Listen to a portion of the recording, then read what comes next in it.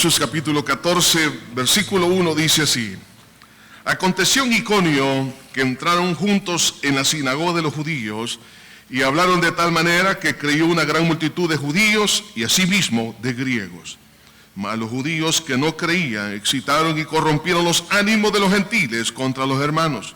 Por tanto, se detuvieron ahí mucho tiempo, hablando con denuedo, confiados en el Señor, el cual daba testimonio a la palabra de su gracia, concediendo que se hiciesen por la mano de ellos señales y prodigios. Y la gente de la ciudad estaba dividida. Unos estaban con los judíos, pero otros con los apóstoles. Pero cuando los judíos y los gentiles, juntamente con sus gobernantes, se lanzaron a afrentarlos y a apedrearlos, habiéndolo sabido, huyeron a Listra y a Derbe, ciudades de Licaonia, y a toda la región circunvecina, y allí predicaban el evangelio. Dios del cielo, gracias, porque tú nunca has perdido una batalla, Señor. Tus planes se van a cumplir. Tu palabra lo dice: el cielo y la tierra pasará, mas mi palabra no pasará. Aunque haya oposición, tu palabra siempre prevalece. Señor, te pido que nos ayudes, Señor, como iglesia, a prevalecer en medio de toda oposición y ser resistentes y persistentes en lo que tenemos que serlo. Señor, te pido que me ayudes a poder entregar este consejo de tu palabra para gloria y honra preciosa de tu santo nombre. En el bello nombre de Cristo lo pedimos todo. Amén, mi Jesús, y amén.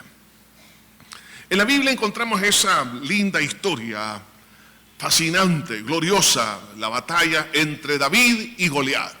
Goliat estaba representando aquí a la oposición, a oponerse a la verdad de Dios, tratando de humillar el nombre de Dios y del pueblo de Israel. Pero por el otro lado vemos a un David con un deseo en su corazón de honrar a Dios.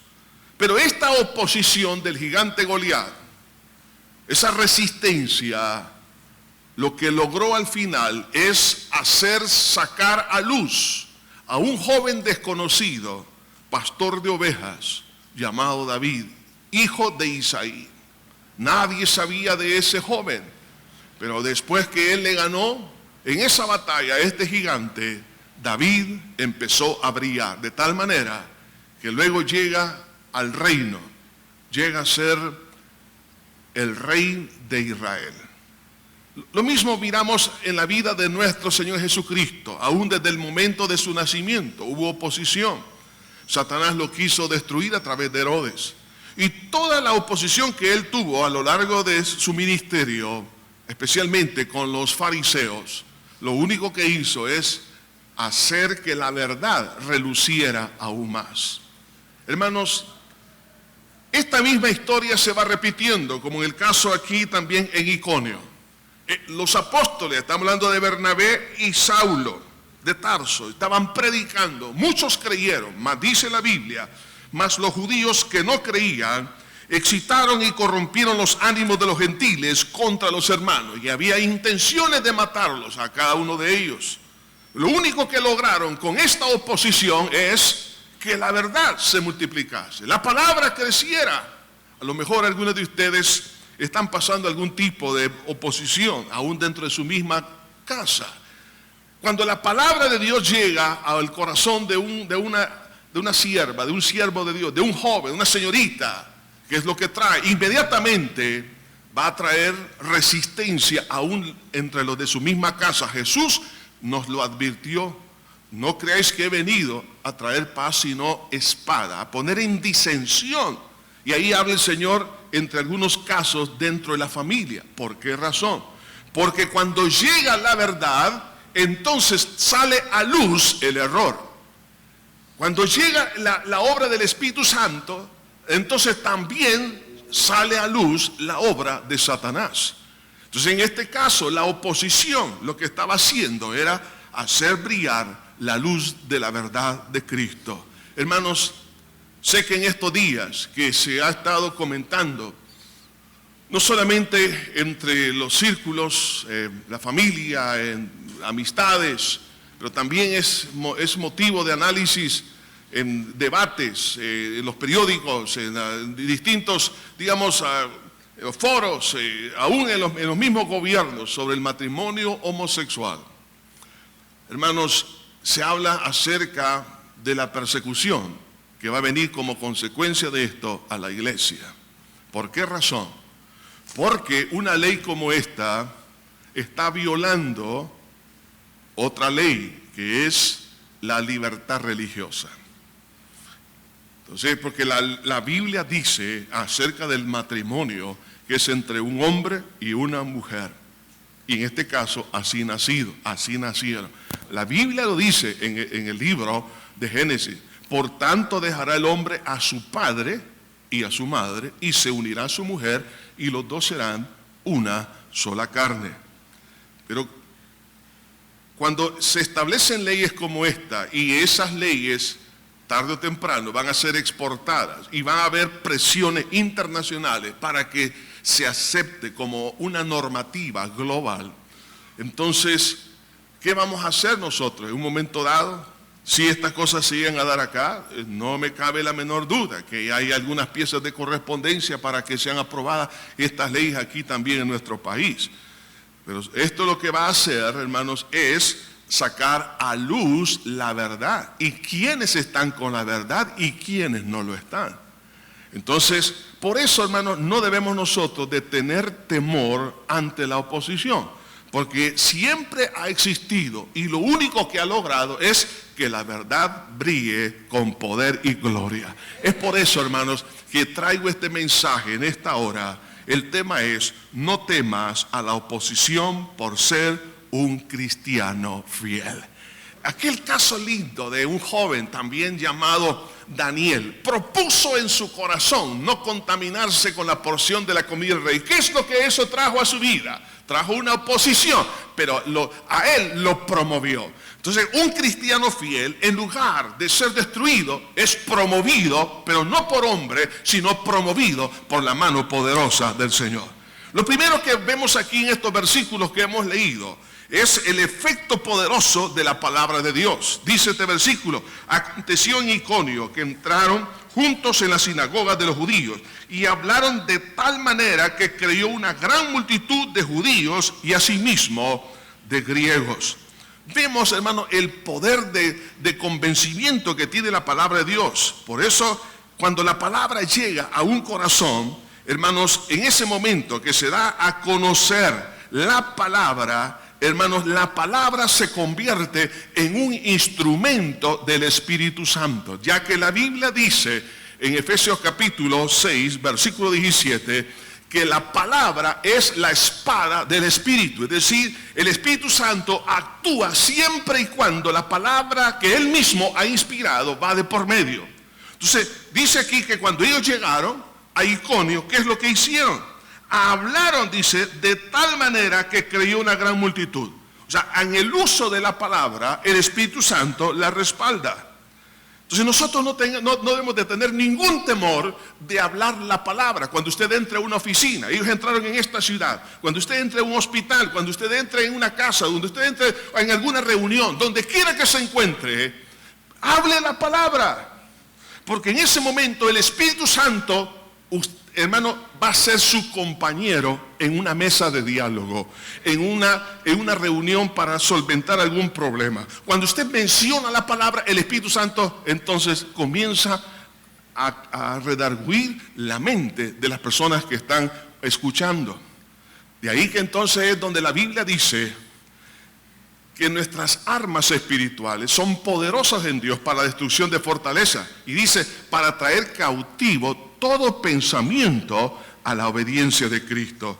En Iconio, dentro de la religión que profesaban, aunque eran idólatras, pero había un culto a una de las diosas, Dios que conocida como Cibeles, que era la diosa madre, que era prácticamente otro nombre de Afrodita, otro nombre de diosa Diana de los Efesios, pero era prácticamente la misma figura que ellos adoraban, la diosa madre. Entonces, ahora ellos son convencidos por la palabra y por el Espíritu Santo, y de tal manera que ellos creyeron. ¿Quién podía cambiar esa mentalidad de una enorme multitud? Solamente la palabra y el Espíritu de Dios. De ahí que la misión suya y mía, como iglesia es predicar el evangelio. Cuando Pablo entendió esa misión y vio los resultados, dijo: no me avergüenzo del evangelio, porque es poder de Dios para salvación a todo aquel que cree. Hermanos, Pablo se quedó maravillado porque cuando él hablaba la palabra, habían resultados concretos.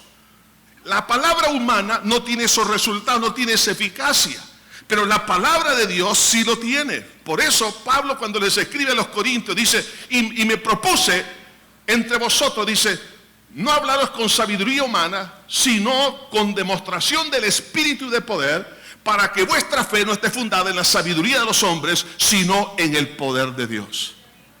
¿Qué es lo que se había propuesto él? Dice: me he propuesto predicarle sino a Jesucristo y a este crucificado. Entonces ese mensaje es lo que hace los cambios poderosos en los corazones, en las multitudes, en las masas. De ahí que la misión suya y mía es, cuando entremos en alguna reunión, cuando platiquemos con alguien, si queremos resolver problemas, tenemos que anunciar la palabra, enseñarla, recitar algún versículo, o leer un versículo de la palabra, o mencionar lo que dice la Biblia. No se avergüence, no se avergüence en cualquier lugar, en cualquier foro, decir: la Biblia dice así. Y usted pronuncia la palabra. Entonces, cuando ellos entraron, entonces el Espíritu Santo entró en acción, y las multitudes, tanto de judíos, es decir, de religiosos, pero también de griegos, es decir, en los intelectuales, ellos vinieron a formar un solo grupo que se llama el cuerpo de Cristo. Entonces los resultados son gloriosos. ¿Por qué? Porque la palabra de Dios, hermanos, es eficaz. Es por eso que en Isaías capítulo 55, en el versículo 10 dice: porque como desciende de los cielos la lluvia y la nieve, y no vuelve allá, sino que riega la tierra y la hace germinar y producir, y da semilla al que siembra y pan al que come, así será mi palabra que sale de mi boca. No volverá a mí vacía, sino que hará lo que yo quiero, y será prosperada en aquello para que la envíe. Eso se dio en Iconio. Ellos predican la palabra y no volvió a ellos vacía. Hermano, no se preocupe, no tenga vergüenza. Usted hable la palabra y usted verá resultados. Por eso, hermanos, lo que nosotros tenemos que hacer como iglesia es sencillamente ser obedientes. No nos avergoncemos. En una reunión de negocios, mencionemos la palabra. En una reunión, por ejemplo, de un joven con una señorita, y esto vamos a hablar un poquito más adelante, que quiere, digamos, entablar un noviazgo, hablen de la palabra. ¿Por qué? Porque la palabra va a revelar las intenciones del corazón de la otra persona. Es como cuando usted le echa limón a una ostra. Sí. ¿Cuál es el efecto que tiene la palabra en la mente, en las emociones, en la voluntad de otra persona? ¿Cómo reacciona? Para conocer qué espíritu hay en aquella vida. Entonces el Espíritu Santo, hermano, trae esos resultados gloriosos en el corazón cuando se habla esta palabra. Ahora se requiere de obediencia, lo tengo que hacer. Por eso que en Romanos, en el capítulo 10, versículo 14, dice: ¿cómo pues invocarán a aquel de quien no han creído? ¿Y cómo creerán en aquel de quien no han oído? ¿Y cómo oirán sin haber quien les predique? ¿Y cómo predicarán si no fueren enviados? Como está escrito: cuán hermosos son los pies de los que anuncian la paz, de los que anuncian buenas nuevas. Cuán hermosos son los pies de aquellos que al llegar a un lugar hablan la palabra.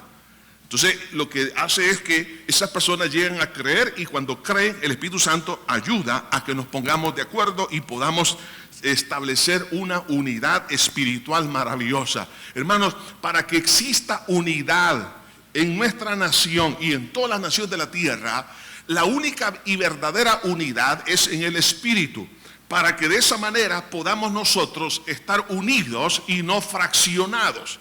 Y cuando eso ocurre, por eso dice aquí que tanto judíos como griegos, esos grupos antes no se llevaban bien entre sí, eran antagónicos, pero ahora estaban unidos. O sea, algunos dicen que el evangelio divide. Oiga, le voy a decir una cosa: no divide. El evangelio une a los que están en el mismo espíritu.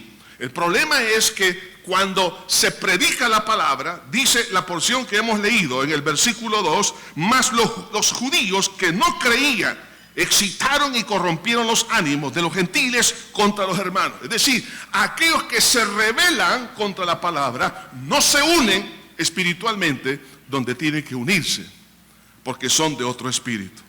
Y ahí que entonces la importancia, hermanos, de predicar. Pero dice aquí que hablaron, dice, de tal manera. En otras palabras, no era una manera normal, humana, sino de una manera sobrenatural. Bernabé y Pablo predicaron, en otras palabras, con la unción del Espíritu Santo.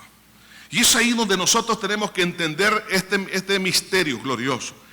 Ese binomio entre la palabra y el Espíritu Santo. Hermano, el Espíritu Santo toma la palabra y empieza a redarguir, a convencer. En Juan capítulo 16, versículo 8, Jesús dijo, hablando del Espíritu Santo, cuando Él venga, dice, convencerá al mundo de pecado, de justicia y de juicio. De pecado por cuanto no creen en mí, de justicia por cuanto voy al Padre, y de juicio por cuanto el príncipe de este mundo ha sido echado fuera. Es decir, que el Espíritu Santo, con esa palabra que usted anuncia, predica, cuando usted entra en alguna reunión, cuando usted entra a un país, cuando usted llega a un restaurante, cuando usted llega donde quiere y empieza a hablar, el Espíritu Santo, ¿qué es lo que hace?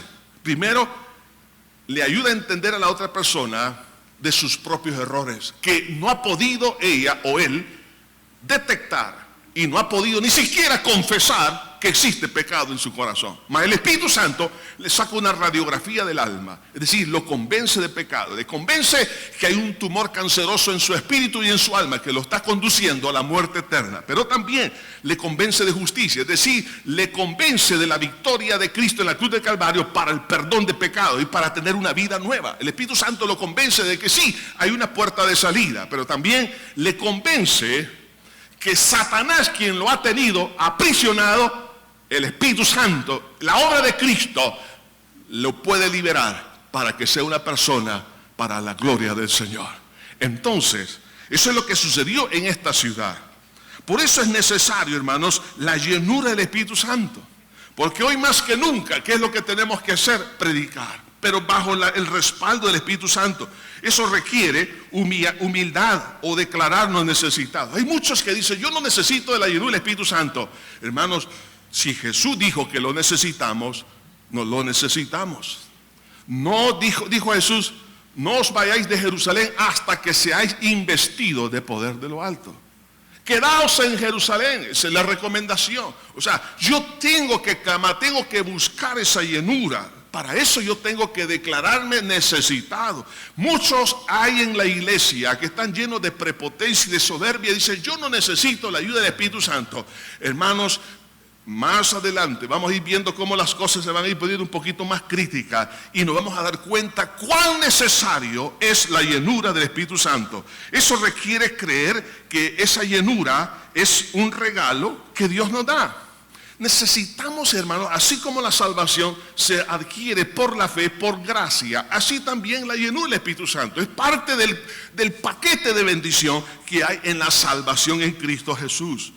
Entonces Dios nos dice, hijo, quiero que poseas esta tierra, mi capacidad contigo, que es la llenura del Espíritu Santo.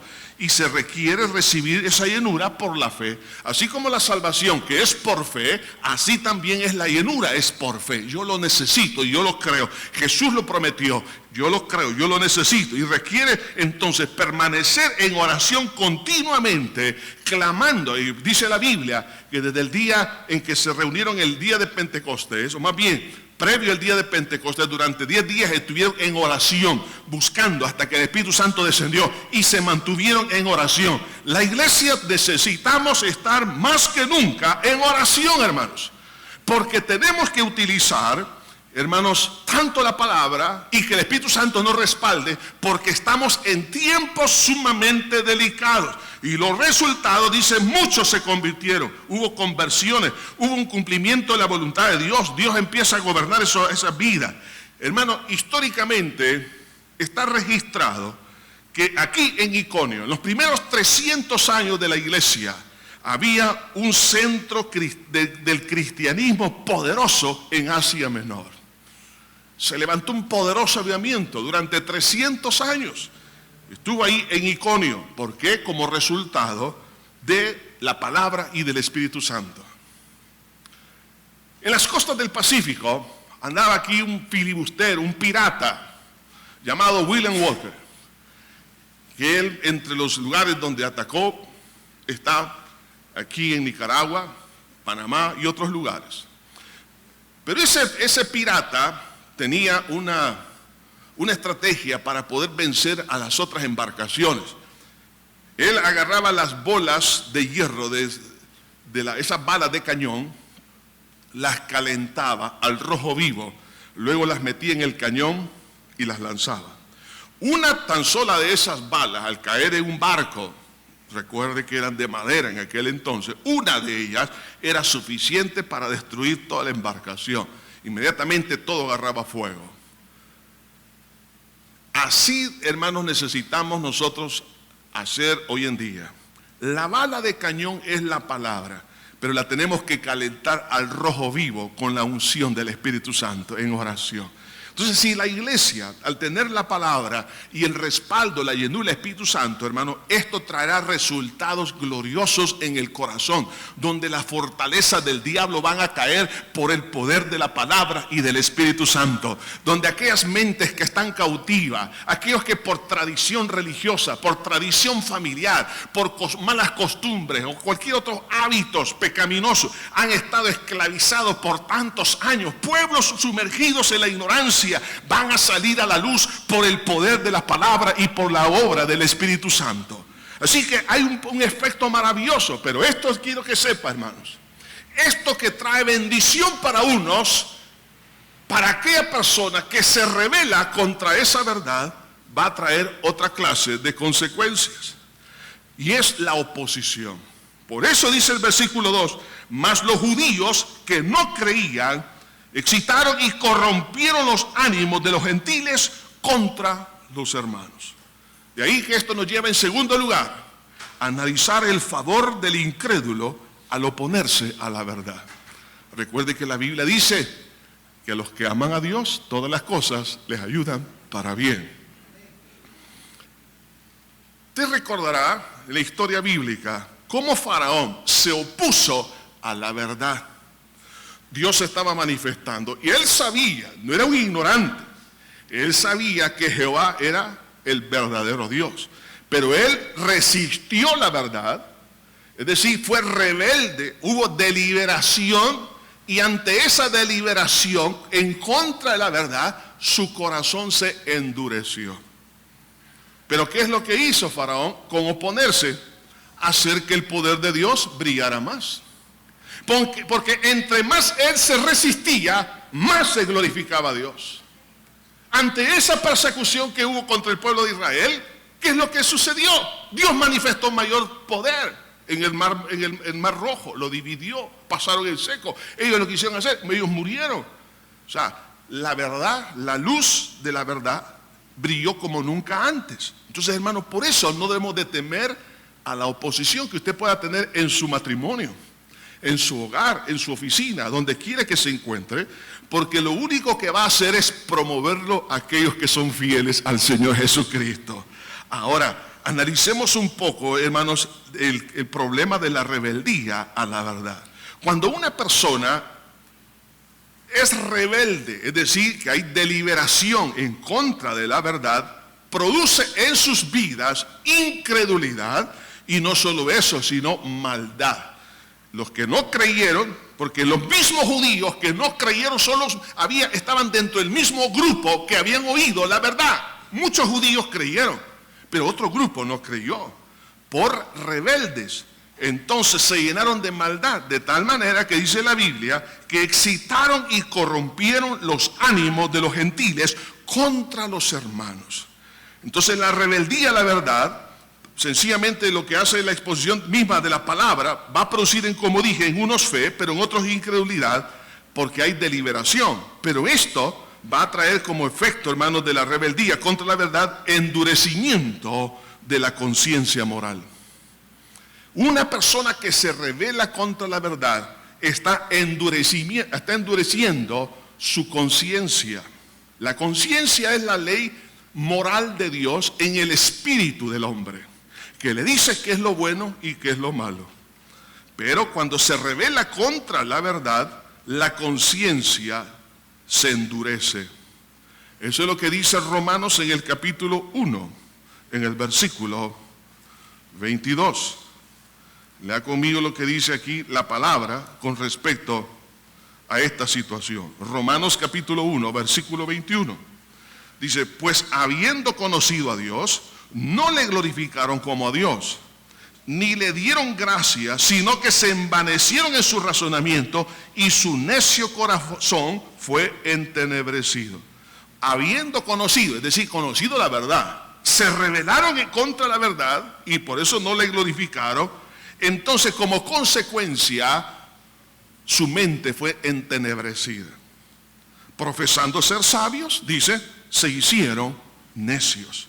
O sea que ahora vemos una persona necia. ¿Quién es? Es una persona que tiene claridad de que esta pared es blanca, pero en su necedad dice que es negra. Todos dicen, no, eso es blanco, pero dice, no, esto es negro. Eso es lo que está pasando hoy en día. ¿Por qué algunos afirman ir en contra de lo natural y de la verdad misma? Porque su mente ha sido entenebrecida. Eso, en otras palabras, no percibe la realidad de las cosas naturales, mucho menos la realidad de las cosas espirituales, porque endurece su conciencia moral. Y no solo eso, sino que otro efecto de rebelarse contra la verdad es que contamina con aborrecimiento en las masas, en las personas. Eso es prácticamente una persona que siembra cizaña en el corazón de otros. Y dice, excitaron y corrompieron los ánimos de los griegos contra los hermanos. La palabra excitar aquí en griego significa levantar en contra, es decir, que apelan a la mente, pero también la palabra griega corromper significa, es envenenar la mente, es amargar el alma. Eso es lo que significa, apela a las emociones. Una persona que, hermanos, se rebela contra la verdad es una persona manipuladora, que enferma la mente y las emociones de otras personas para que se levante en contra de la verdad. Por eso es que hay muchos manipuladores a nivel personal y a nivel de masas, porque han resistido la verdad. ¿Y eso qué es lo que les trae como consecuencia? Bueno, se ponen en contra a los que están en paz. ¿Quiénes eran estos griegos y estos judíos que antes eran grupos antagónicos, pero ahora que están unidos en el amor de Cristo y en la fe en Cristo? Pacíficos, llenos de amor, de buenas obras. Mas ellos ahora los están viendo como enemigos. Entonces, por eso es que una persona que su conciencia ha sido entenebrecida pone en contra a otras personas y se opone a todo lo que es de Dios. Por eso que en Romanos capítulo siempre 1, pero ahora en el versículo 24 dice, por lo cual también Dios los entregó a la inmundicia en la concupiscencia de sus corazones, de modo que deshonraron entre sí sus propios cuerpos.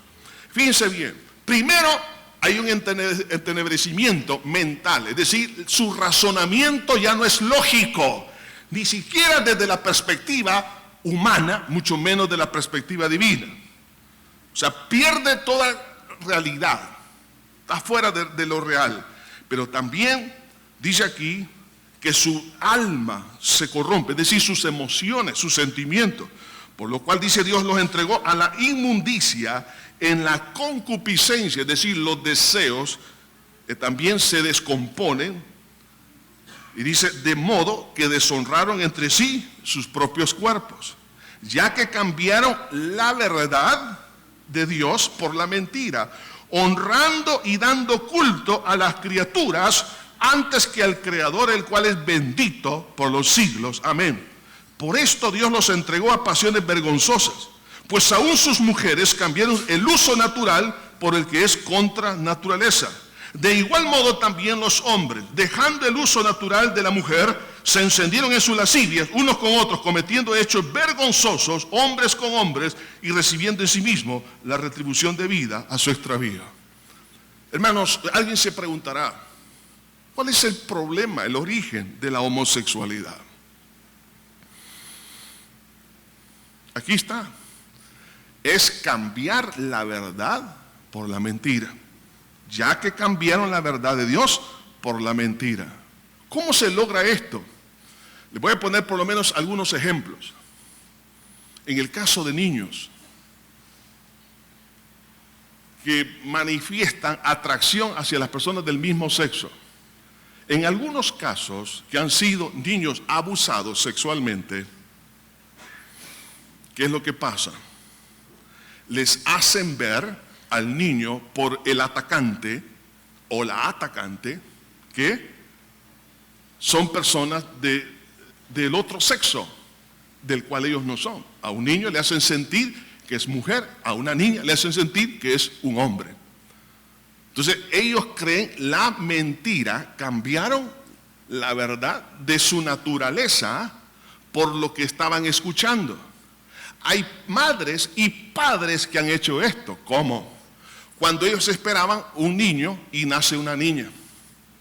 Entonces, hay padres que todavía le han dicho a sus hijos varones, ¡ay, qué linda está mi niña! ¿Cómo que no es una niña? Es un varón. Y algunos papás y mamás vistieron a esos niños con vestidos de niña en sus primeros años. ¿Qué pasó en la mente de ellos? Creían que eran niñas, porque papá así les decía. Y esto ha sucedido a lo largo de la vida, en la adolescencia. De igual manera, hay padres que le han dicho, yo prefería haber tenido un varón y no a ti. Les dicen a la jovencita, y viceversa. Entonces ellos cambiaron la verdad de su naturaleza por darle crédito a la opinión de un padre o de un profesor o de cualquier otra persona, o por lo que han visto, lo que han leído, lo que se han expuesto últimamente. Y ese cambio de la verdad por la mentira, entonces entenebrece el entendimiento, lo cual no le permite ver su realidad. Y además de eso, sus emociones y sus sentimientos, sus deseos también se descomponen, sintiendo atracción por la otra persona. ¿Qué es lo que hay que hacer con ellos? Hay que amar a esas personas, hay que ayudarles. ¿De qué manera? Hacerles ver la verdad. Jesús dijo, y conoceréis la verdad y la verdad os hará libres. Entonces, ¿la verdad de qué? Primero la verdad de Cristo, la verdad de su naturaleza. El que nació siendo varón es varón.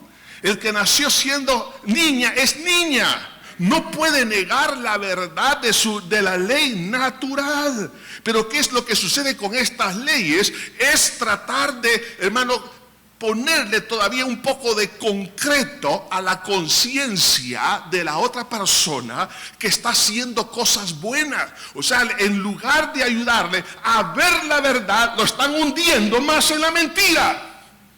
Como que si una legalización de matrimonio es algo que Dios lo está aceptando. No es cierto, hermanos.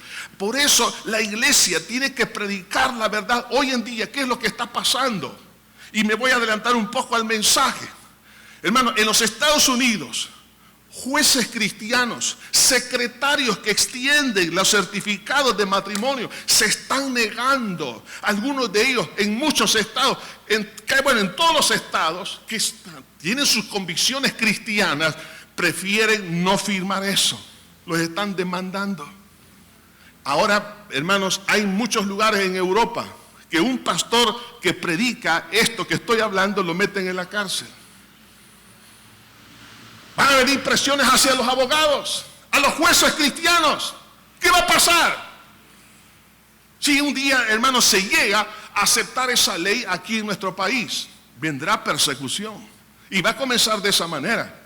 Le van a quitar su puesto. Y algunos, por realmente congraciarse y por no perder, oiga bien, su membresía en el partido político, por todavía guardar su puesto, su trabajo, sus ingresos, van a vender la verdad como Judas vendió a Jesús. Pero muchos, ¿saben qué están haciendo hoy en día en Estados Unidos? Están renunciando. y no firmar. Porque dice, esta es mi convicción cristiana. La Biblia dice, por tanto dejará el hombre a su padre y a su madre y se unirá a su mujer y los dos serán una sola carne. Pero todo esto, ¿por cómo surge? Surge por cambiar la verdad por la mentira. En otras palabras, el problema de la homosexualidad es un problema espiritual en primer lugar. Ahí comienza, porque el cambio de la verdad a la mentira es en el espíritu. Luego afecta la mente, las emociones y la voluntad, es decir, la parte anímica, y luego incide en el cuerpo y luego socialmente. Entonces, el objetivo, hermanos, de rebelarse contra la verdad es detener el avance del evangelio. Esto que está sucediendo es lo mismo que pasó aquí en Iconio. ¿Cuál era el propósito? De excitar, dice, los ánimos, y corrompieron los ánimos de los gentiles contra los hermanos. Era sencillamente detener el avance de la palabra. Igual está sucediendo hoy en día. ¿Cuál es el propósito? Que el evangelio no crezca. ¿Por qué? Porque no va de acuerdo a lo que ellos consideran que es una verdad. De ahí que entonces, hermanos, como hay casos en la Biblia, hoy en día también hay tantos casos. Ahora, pero quiero que sepan esto, hermanos, que toda resistencia y oposición a la verdad, lo que va a hacer es hacer el favor a la iglesia. El gran favor que le hizo Goliat a David es que Goliat desapareciera y David se levantara. Aquel jovencito que nadie lo conocía, ahora es conocido. David, por ahí, la jovencita, me imagino que se enamoraron de él y cantaba, David mató a 10,000 y Saúl a sus miles. Y cuando veían a ese joven, a lo mejor le decían, hola, adiós, hermanito. Lo veían, claro, y sabemos que David llegó a ser el rey de Israel. Hermano, mire, la oposición, lo único que va a hacer es sencillamente, así como Caín al matar a su hermano Abel, ¿quién es el que salió a luz, hermano, con gloria? Abel. ¿Y quién fue el que cayó en su desgracia? Fue Caín. En el caso, hermano, de Jesús, cuando los fariseos lo acusaban, lo querían atormentar, lo querían matar, ¿quién es el que brilló? Fue el Señor Jesucristo. Así que por lo menos quiero mencionarles algunos favores que hace la oposición a la verdad. En primer lugar, incrementa la pasión por un discipulado más resistente. Versículo 3. Por tanto, digo otras palabras, ya que habían ánimos corrompidos, hermanos, ánimos que habían llenado de maldad, hermanos, contra los hermanos por parte de los gentiles, dice, por tanto, se detuvieron ahí mucho tiempo. Se detuvieron, o sea, un deseo de incrementar la pasión por un discipulado más resistente. No salieron huyendo, al contrario, vamos a edificar el cuerpo de Cristo. Así como las bacterias, los virus, por un momento hay una calentura, pero el cuerpo se vuelve más resistente por los anticuerpos que ayudan las bacterias a que se multipliquen en el organismo. Lo mismo sucede, hermano, con la oposición. Entonces esto va a traer una edificación a la iglesia en forma deliberada. ¿Por qué? Porque ahora vamos a tener ganas de estudiar, ganas de orar, ganas de servir. Vamos a decir, Señor, aquí estoy, tomo la cruz de Cristo. Además de eso, el respaldo a la palabra por medio del poder de Dios. Entonces, un pueblo que toma la cruz de Cristo, va a suceder esto. Sencillamente dice, confiados en el Señor, el cual daba testimonio a la palabra de su gracia, concediendo que se hiciesen por la mano de ellos señales y prodigios. O sea, manifestación de poder. Ahí estaba entonces, hermano, la mano de Dios confirmando la palabra que ellos estaban dando y a la vez también confirmando a estos dos siervos de Dios y a la iglesia de Dios. Entonces, dando a entender que esa era la verdad y esos eran sus siervos que Dios había entonces escogido. Así que el primer favor que hace la oposición es incrementa la pasión por un discipulado más resistente. En segundo lugar, aumento de la confianza en Dios. ¿De dónde vendrá nuestro socorro? Nuestro socorro no viene del norte. Nuestro socorro viene de Jehová, que hizo los cielos y la tierra. Dice, confiados en el Señor. Vamos a tener que aprender a confiar. Mire, por eso la Biblia dice, maldito el hombre que confía en el hombre. El Señor se lo advirtió a la nación de Israel. ¿Por qué te apoyas en Egipto?, le decía el Señor. El cual es una caña cascada, la cual traspasará tu mano. Y la caña cascada es fácil, se dobla, pero cuando se quiebra puede traspasar la mano. Y le dice el Señor, mira, no te apoyes en esa caña cascada, apóyate en mí. Jehová es mi pastor, decía David. También Jehová es nuestro pastor, podemos decir hoy en día. Entonces ellos confiaban en el Señor. La fe entonces en Dios, hermanos, empieza a realmente a incrementarse dentro de la misma iglesia del Señor. Confiado, dice, en el Señor. Pero también a otro favor que hace la oposición, no solamente incrementa la fe en Dios, sino que promueve la verdad por medio de la oposición. La promueve. Porque ellos se convirtieron en un canal de promoción en los canales de televisión, en la radio y todo lo demás. Entonces la misma oposición lo que hace es, a través de su maldad, lo que hace es sacar a luz lo que antes no tenía mayor espacio en la comunidad. Vemos a lo largo de la historia una resistencia, hermanos, hacia la verdad, como el caso de Faraón y otros casos más. Hoy en día lo mismo está sucediendo. Vemos este fenómeno que nace en el corazón de Satanás. Recuerde que el nombre Satanás significa adversario. Ese es el origen de la oposición. La oposición es una oposición espiritual que instrumentaliza a los que no creyeron, es decir, a los que se rebelaron contra la verdad. Esos se convierten en instrumentos de Satanás para ser igualmente adversarios de Dios, de Cristo y de su palabra. Entonces lo que hace es que promueve la verdad. Hay algo que usted me imagino que lo recuerda cuando leyó El Quijote de la Mancha. Cuando Sancho Panza iba con Don Quijote en la noche, él iba lleno de temor. Sancho iba lleno de temor porque oía que los perros ladraban y le decían, Señor, Señor, los perros ladran. Y otra vez, Señor, Señor, los perros ladran. Y entonces Don Quijote le dijo, cuando los perros ladran es porque vamos por buen camino. Cuando vamos en el camino de Dios, hermano, la oposición se va a levantar. Es decir, los espíritus de incredulidad que hay en la gente se van a manifestar. Por eso, hermanos, es importante, hermanos, también que exista esa resistencia. Porque de esa manera el favor que va a hacer es la separación. Y fíjense bien, es una separación que revela las intenciones del corazón de los que son aprobados y de los que son reprobados. Dice el versículo 4, y la gente de la ciudad estaba dividida, unos estaban con los judíos y otros con los apóstoles. Oiga bien esto, hermano. La misma verdad para unos produjo fe, pero a otros les produjo incredulidad. ¿Qué pasó?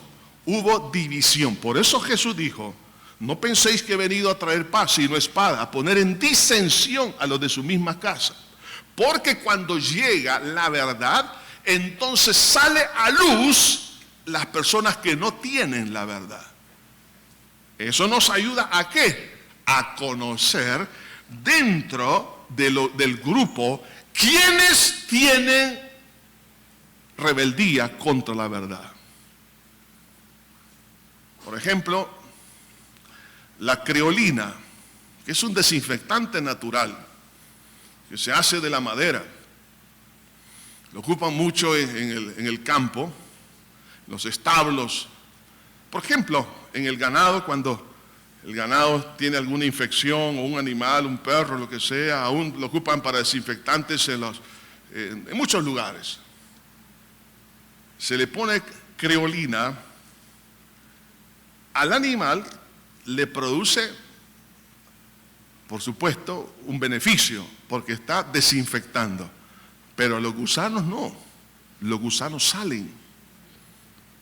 Cuando la verdad se predica, van a salir las verdaderas intenciones del corazón. Y aquellos que tengan malas intenciones se van a manifestar.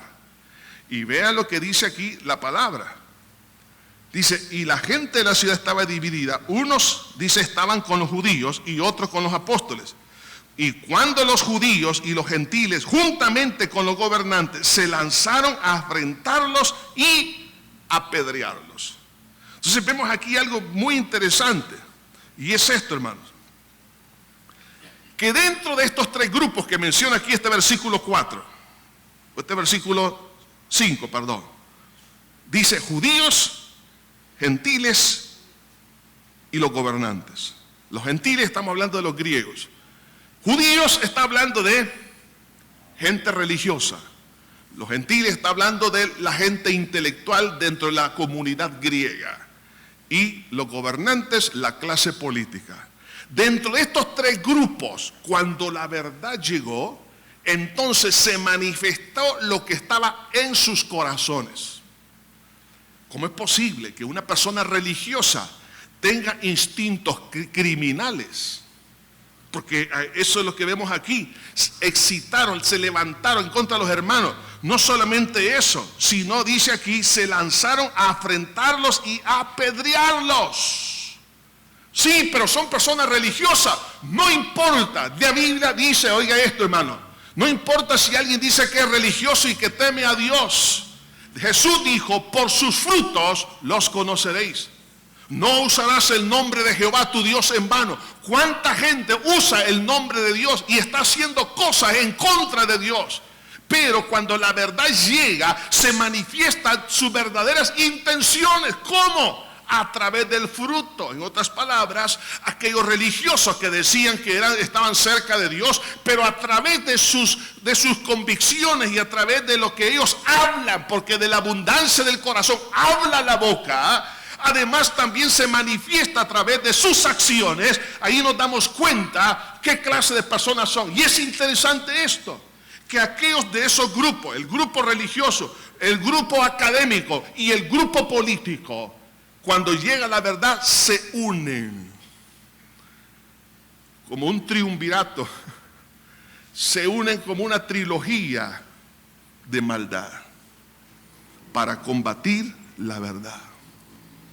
Ahí nos damos cuenta, cuando hay verdad, sale a luz quién es el Caín que está amenazando. De ahí que entonces nosotros, hermanos, como un resultado favorable de la oposición a la verdad, es que podemos conocer la formación de una unidad de todos los incrédulos. Todos aquellos rebeldes, todos aquellos incrédulos, luego se unen. Cuando antes no se unía la parte política, la parte académica y la parte religiosa, pero luego se une, es porque ahora se delató sus intenciones y busca cómo unirse, ir en contra de los hermanos en Cristo Jesús. Por eso estamos pasando momentos difíciles y vamos a pasar. Así que el segundo resultado favorable de la oposición que ayuda a la extensión del Evangelio es tomar medidas sabias. Dice el versículo 5 y 6, pero cuando los judíos y los gentiles, juntamente con sus gobernantes, se lanzaron a enfrentarlos y a apedrearlos, habiendo sabido, huyeron a Listra y a Derbe, ciudades de Licaonia, a toda la región circunvecina. O sea, aquí vemos una medida sabia. Dice la palabra de Dios, allá en el libro de Proverbios, en el capítulo 9, versículo 8. No reprendas al escarnecedor para que no te aborrezca. Corrige al sabio y te amará. La primera medida, hermanos, que nosotros tenemos que tomar ante la oposición espiritual, instrumentalizada por Satanás a través de cualquier grupo o la unión de varios grupos en uno, hermanos, es ir en contra de la palabra. Pero ¿qué tenemos que hacer? No tratar de corregir al escarnecedor. Es decir, la persona necia, usted y yo no la podemos convencer, porque esa persona está convencida en sí mismo que así es. Entonces eso yo tengo que dejarlo en las manos del Espíritu Santo, el cual convence de pecado, de justicia y de juicio. Por eso hay muchas esposas que han perdido la batalla con sus esposos, porque los han estado sermoneando mañana, tarde y noche. En otras palabras, han querido convencerlo a él. y ha fracasado, o a otra persona. No, cuando hay un necio, al necio hay que dejarlo, que su propia necedad más adelante le dé convicción de pecado, a través de la obra del Espíritu Santo. Entonces no tratemos de corregir, porque lo que vamos a lograr es un enemigo. Mas dice, mas corrige al sabio y te amará. Además de eso, no arriesgar la vida innecesariamente. No es cobardía lo que los apóstoles hicieron aquí. Habiendo sabido, dice, huyeron a Listra y Derbe. Eso no es cobardía, sencillamente eso fue un acto de prudencia. Por eso dice Proverbios capítulo 14, versículo 16. Dice, el sabio teme y se aparta del mal, mas el insensato se muestra insolente y confiado. Entonces, nosotros tenemos que tener mucha prudencia ante una amenaza de cualquier naturaleza. Sencillamente, si tenemos que movernos, nos vamos a mover. ¿Por qué? Porque también la palabra va con nosotros. O sea, no hay que enfrentar a aquella persona que es mala, porque dice la Biblia, el sabio ve el mal y se aparta. Entonces, además, otro beneficio es, hermanos, que incrementa la pasión de predicar la palabra con mayor expansión. Dice el versículo 7, y toda la región circunvecina, allí predicaban el evangelio. O sea que la oposición lo que hizo sencillamente es aumentar la presión evangelística por todas partes. Es lo que está pasando hoy en día. Tantos hermanos que se están movilizando en diferentes partes, en África, en el Medio Oriente, se movilizan de un sector a otro. Pero ¿qué es lo que está pasando? Ellos están sembrando la semilla donde antes no se había sembrado. ¿Se da cuenta, hermano? El enemigo, hermano, siempre ha perdido y siempre va a perder, porque Dios todo lo cambia para bien. Por eso nosotros necesitamos no temer a la oposición, hermano, y a la persecución y a un espíritu antagónico, porque lo que va a ocurrir es que va a afirmar espiritualmente a la iglesia. Además de eso, nos desarrollaremos ministerialmente, y otra cosa es que la obra de Dios se va a extender maravillosamente también. Hermano, si en la vida de Cristo la oposición estuvo presente en todo momento, desde el momento de su nacimiento, ¿a qué lo llevó? Al momento de mayor gloria, cuando dijo, Padre, en tus manos encomiendo mi espíritu. Padre, perdónalos porque no saben lo que hacen. Y las últimas palabras de Jesús fueron estas: consumado es la salvación para toda la humanidad a través de la oposición. Por lo tanto, sigamos en la fe, sirviendo con mayor entrega y pasión. La resistencia, la oposición que tiene hoy en día, no le tema. Lo que va a hacer es ayudarnos a nosotros a crecer en el Señor. Buen Padre, te alabamos y bendecimos. Señor, bendice a tu pueblo. Aquí estamos, Señor, para adorarte.